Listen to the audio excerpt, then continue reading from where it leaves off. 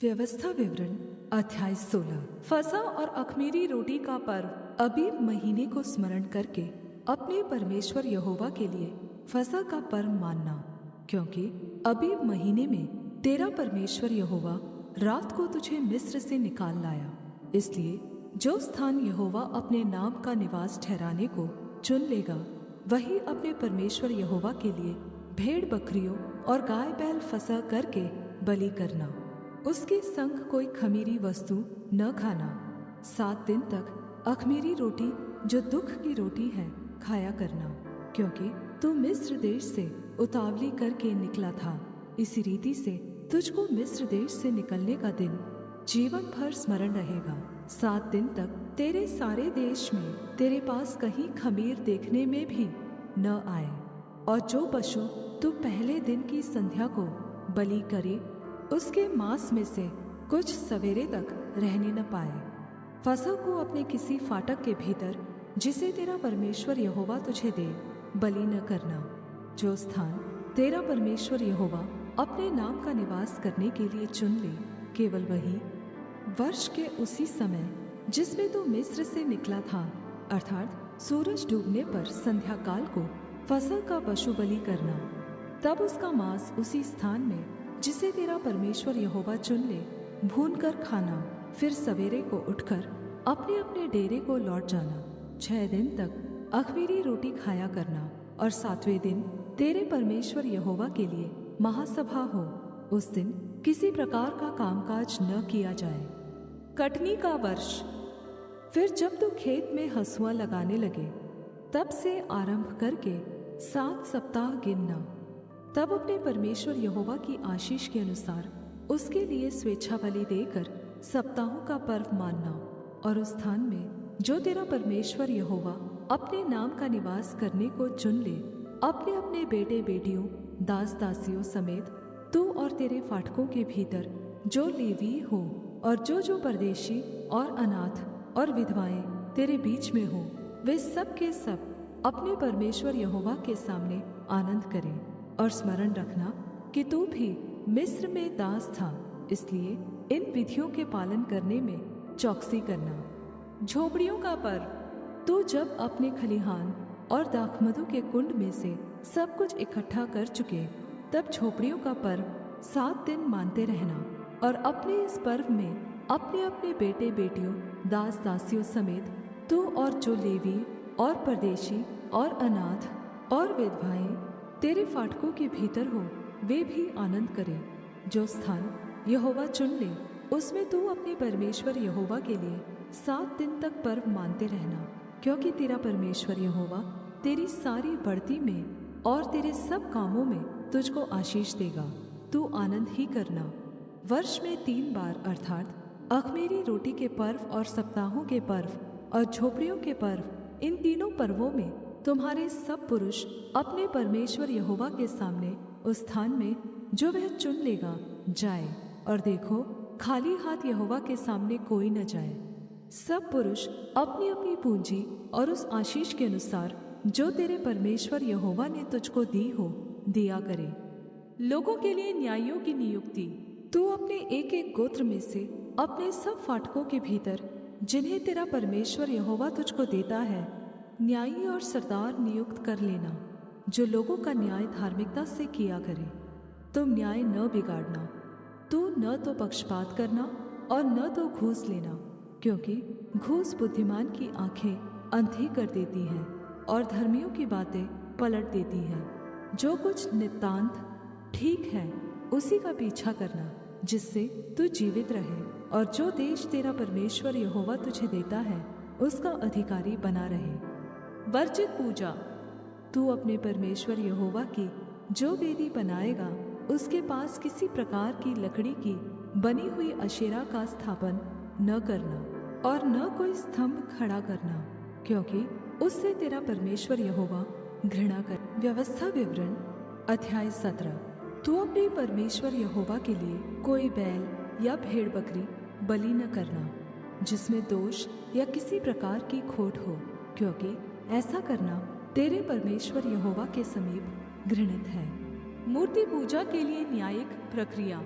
जो बस्तियां तेरा परमेश्वर यहोवा तुझे देता है, यदि उनमें से किसी में कोई पुरुष या स्त्री ऐसी पाई जाए जिसने तेरे परमेश्वर यहोवा की वाचा तोड़कर ऐसा काम किया हो जो उसकी दृष्टि में बुरा है, अर्थात मेरी आज्ञा का उल्लंघन करके पराये देवताओं की या सूर्य या चंद्रमा या आकाश के गण में से किसी की उपासना की हो या उनको दंडवत किया हो, और यह बात तुझे बताई जाए और तेरे सुनने में आए, तब भली भांति पूछपाछ करना।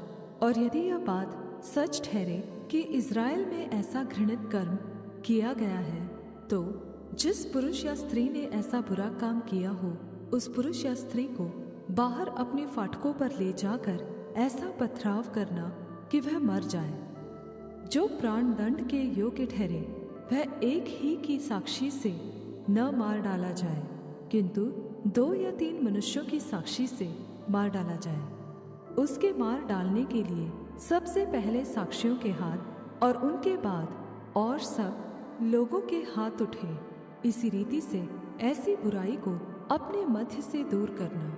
यदि तेरी बस्तियों के भीतर कोई झगड़े की बात हो, अर्थात आपस के खून या विवाद या मारपीट का कोई मुकदमा उठे और उसका न्याय करना तेरे लिए कठिन जान पड़े, तो उस स्थान को जाकर जो तेरा परमेश्वर यहोवा चुन लेगा, लेवी याजकों के पास और उन दिनों के न्यायियों के पास जाकर पूछताछ करना कि वे तुमको न्याय की बातें बताएं। और न्याय की जैसी बात उस स्थान के लोग जो यहोवा चुन लेगा तुझे बता दे, उसी के अनुसार करना। और जो व्यवस्था वे तुझे दे उसी के अनुसार चलने में चौकसी करना। व्यवस्था की जो बात वे तुझे बताए और न्याय की जो बात वे तुझसे कहे, उसी के अनुसार करना। जो बात वे तुझको बताए उससे दाएं या बाएं न मुड़ना। और जो मनुष्य अभिमान करके उस याजक की जो वहां तेरे परमेश्वर यहोवा की सेवा टहल करने को उपस्थित रहेगा न माने या उस न्यायी की न सुने, तो वह मनुष्य मार डाला जाए। इस प्रकार तो इज़राइल में से ऐसी बुराई को दूर कर देना। इससे सब लोग सुनकर डर जाएंगे और फिर अभिमान नहीं करेंगे। राजाओं से संबंधित आदेश। जब तू उस देश में पहुंचे जिसे तेरा परमेश्वर यहोवा तुझे देता है और उसका अधिकारी हो और उनमें बस कर कहने लगे कि चारों ओर की सब जातियों के समान मैं भी अपने ऊपर राजा ठहराऊंगा, तब जिसको तेरा परमेश्वर यहोवा चुन ले अवश्य उसी को राजा ठहराना। अपने भाइयों ही में से किसी को अपने ऊपर राजा ठहराना। किसी परदेशी को जो तेरा भाई न हो तू अपने ऊपर अधिकारी नहीं ठहरा सकता। और वह बहुत घोड़े न रखे और न इस मनसा से अपनी प्रजा के लोगों को मिस्र में भेजे कि उसके पास बहुत से घोड़े हो जाए, क्योंकि यहोवा ने तुमसे कहा है कि तुम उस मार्ग से फिर कभी न लौटना। और वह बहुत स्त्रियां भी न रखे, ऐसा न हो कि उसका मन यहोवा की ओर से पलट जाए और न वह अपना सोना चांदी बहुत बढ़ाए।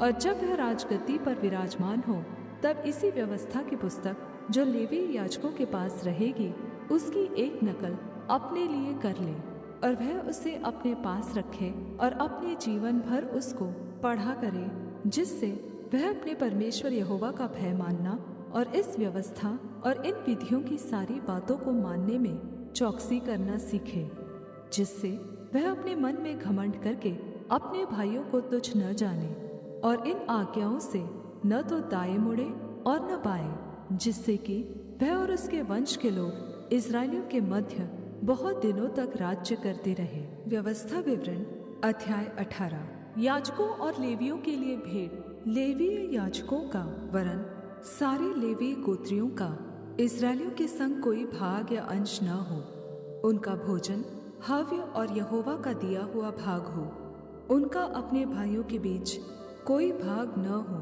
क्योंकि अपने वचन के अनुसार यहोवा उनका निज भाग ठहरा है।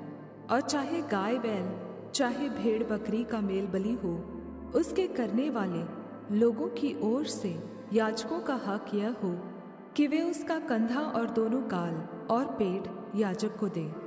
तो उसको अपनी पहली उपज का अन्न, नया दाखमधु और टटका तेल और अपनी भेड़ों का वह ऊन देना जो पहली बार कतरा गया हो, क्योंकि तेरे परमेश्वर यहोवा ने तेरे सब गोत्रों में से उसी को चुन लिया है कि वह और उसके वंश सदा उसके नाम से सेवा टहल करने को उपस्थित हुआ करे।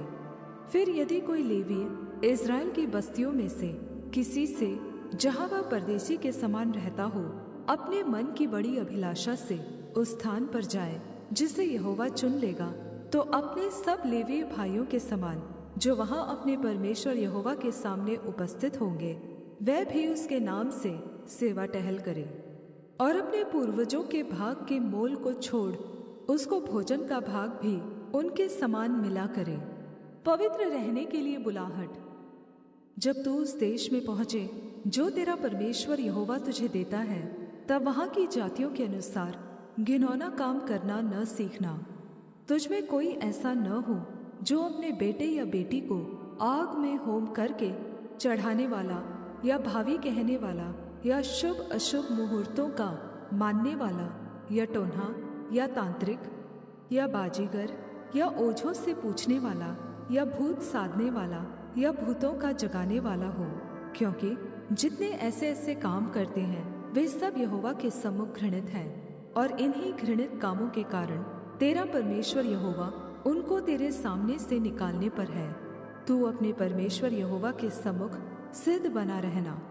एक नबी भेजने की प्रतिज्ञा।